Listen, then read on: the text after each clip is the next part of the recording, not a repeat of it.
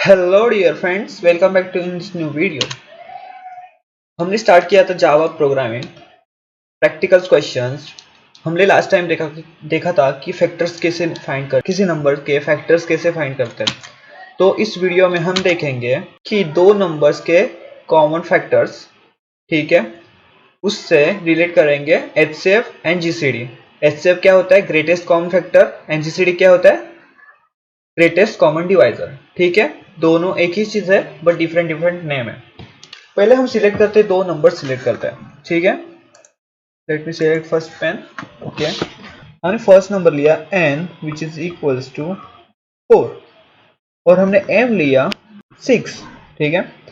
तो 4 के फैक्टर्स क्या रहेंगे? 1 रहेगा, 2 रहेगा, 3 नहीं रहेगा, डायरेक्ट 4 रहेगा, ठीक है। वैसे m के फैक्टर्स क्या रहेंगे? 1, 2, 3, 4 नहीं रहेगा, 5 नहीं रहेगा, डायरेक्ट 6। फैक्टर्स कैसे निकालते हैं वो हमने लास्ट वीडियो में हमने देखा था। अब इस वीडियो में देखेंगे कि कॉमन फैक्टर्स क्या होता है। कॉमन फैक्टर्स मतलब कि दोनों में सेम रहेगा। In this two numbers we have common factors 1, 2, 4 इनमें से नहीं है तो 4 नहीं रहेगा। तो इन दो नंबर में से कॉमन फैक्टर्स रहेंगे 1 एंड 2, ठीक है, 1 एंड 2। तो इनमें से बड़ा सबसे कौन सा है? जिस 2, तो इसको हम बोलेंगे greatest common divisor, GCD। HCF means highest common factor. इनमें से हाईएस्ट कॉमन फैक्टर है 2।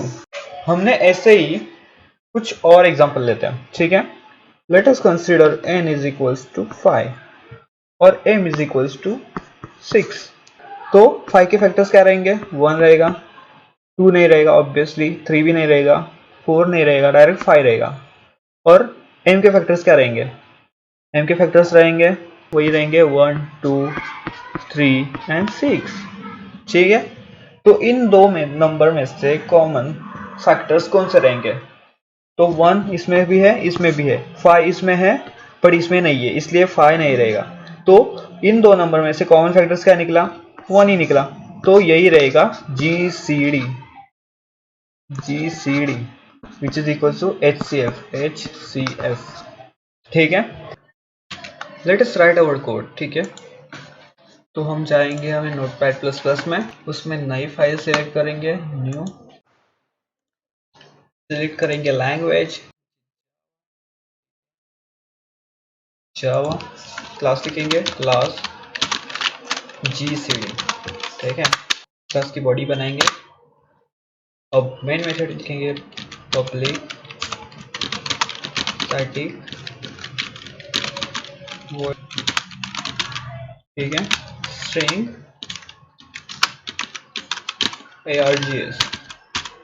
args।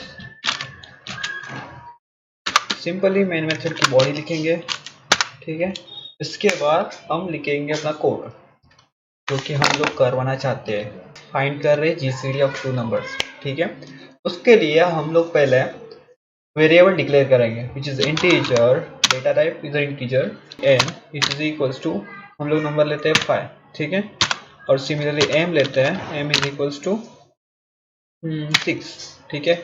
जो हमने एग्जांपल देखा था वही ले रहे हैं। और सिंपल यहाँ पर i लिखेंगे, i क्यों ले रहे हैं उसको, उसकी हमें यूज पड़ेगी अभी इस में। अब हम लिखेंगे for loop, for i which is equals to n till i greater than or equals to 1 semicolon i increment decrement। अब मैंने क्या लिया? i is equals to n। क्यों? क्योंकि मैं इन दिस प्रोग्राम लास्ट में पीछे से आ रहा हूँ, जो कि नंबर रहेगा हमारा 5 से 4, 3, 2, 1 ऐसे ऐसे करके पीछे से आ रहा हूँ। हम लोग आगे से भी जा सकते हैं, like i is equals to 1 लिख के, ठीक है। लेकिन मैं डिक्रीमेंट करके आ रहा हूँ, पीछे से आ रहा हूँ, डिक्रीमेंट करके भी लिख सकते हैं हम लोग को, कोई बात नहीं। तो सिंपली फॉर लूप की बॉडी। अब हम लोग यहाँ पर लिख के आएंगे इफ स्टेटमेंट, इफ जो कि हमारा कंडीशन है। कंडीशन क्या है? लास्ट वीडियो में हमने देखा था कि फैक्टर्स कैसे फाइंड करते हैं। फैक्टर्स कैसे फाइंड करते हैं? हमारे पास है फैक्टर्स के लिए n modulo i is equal to 0। ठीक है, इसका मतलब क्या है, अगर कोई नंबर है उसको डिवाइड करने पर रिमाइंडर 0 आता है, then that number is a factor of that particular number. हमने लास्ट वीडियो में वही देखा था। तो सिंपली हम लोग वही कर रहे हैं यहाँ पर भी, लेकिन 2 नंबर्स के लिए करेंगे। अब लिखेंगे n modulo i equal to 0। इसका क्या मतलब है, n modulo i equal to 0 ampersand m modulo i equal to 0। ये मैं क्यों ले रहा हूँ वो भी बताऊंगा, वेट अ मिनट। सिंपली इसकी पॉज बनाएंगे। See n modulo i equal to 0 जो कि फैक्टर फाइंड करने के लिए यूज करते हैं। ठीक है, और एम्परसेंड क्यों यूज किया, इन दो स्टेटमेंट में से एंड लिखने के लिए, लाइक ये भी स्टेटमेंट वैलिड होनी, ए स्टेटमेंट भी वैलिड होनी चाहिए और ए स्टेटमेंट भी वैलिड होनी चाहिए। इसके लिए हमने एम्परसेंड यूज किया है, जो कि दो स्टेटमेंट को सेपरेट आउट कर रहा है, दो स्टेटमेंट सेपरेट आउट करके उसको यूज कर रहा है। अब सिंपली हम लोग यहाँ पर अगर i की वैल्यू दोनों में से सेम आई, अगर i दो नंबर में से i which is common factor है वो अगर सेम आया, तो वो यहाँ पर सेव करने के लिए हम लोग यहाँ पर HCF लिख रहे हैं, HCF। ठीक है, HCF इक्वल्स टू i, जो कि यहाँ पर स्टोर करेगा i की वैल्यू को स्टोर करेगा। i की वैल्यू क्या है, अब यहाँ पर स्टोर हो गई है एज अ HCF। ठीक है, सिंपली यहाँ पर क्लोज करेंगे इसको और यहाँ पर लिखेंगे ब्रेक स्टेटमेंट। ब्रेक पर इसके नीचे ही लिखते हैं ब्रेक। इसका क्या मतलब है ब्रेक, अगर यहाँ पर हमें ग्रेटेस्ट कॉमन फैक्टर मिल रहा है, ठीक है, पीछे से आते वक्त हमें ग्रेटेस्ट कॉमन फैक्टर मिल रहा है, तो वो यहाँ पर स्टेटमेंट ब्रेक होगी, लाइक वो यहाँ पर स्टेटमेंट स्टॉप होगी, पीछे नहीं जाएगा ये कोड। ठीक है, इसके लिए हम सिंपल यहाँ पर ब्रेक लिख रहे हैं। उसके बाद फॉर लूप के नीचे हम लिखेंगे, प्रिंट करेंगे which is system.out.print out.println GCD of 2 numbers, string लिखेंगे GCD of 2 numbers, ऐड क्या लिखेंगे HCF क्योंकि हमने HCF में स्टोर किया है विच इज i की वैल्यू। सिंपली अब इसको सेव करेंगे, कंट्रोल S। कहाँ पर है, जावा प्रोग्राम, क्लास का नाम रहेगा वही फाइल का नाम लेना चाहिए, GCD। सेव करेंगे, सेव हो गया। अब यहाँ पर सिंपली हम कमांड प्रॉम्प्ट में जाएंगे, cmd। ये यहाँ पर हमें यूजर में है, तो फिर पहले डेस्कटॉप पे जाएंगे, cd डेस्कटॉप। उसके बाद जाएंगे जावा प्रोग्राम में, cd जावा प्रोग्राम। हाँ, अब इसके बाद यहाँ पर सिंपली हमारे प्रोग्राम को कंपाइल करेंगे which is java c GCD java.java।